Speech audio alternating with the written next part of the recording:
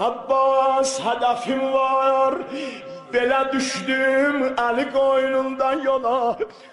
Arzu cami gərək mövqeyi hicranda dola. Atam oğlu vardı imkan, bu səfərdə sənə piş aməd ola.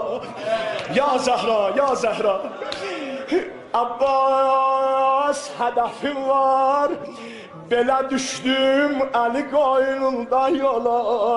Arzu cami gərək mövqeyi hicranda dola. Vardı imkan, bu səfərdə sənə piş aməd ola.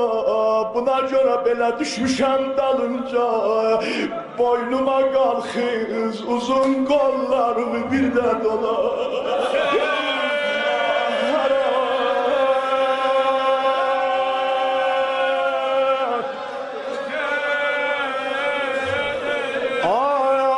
Misli sümbüldü bu ərzim ədəbin gülşəninə.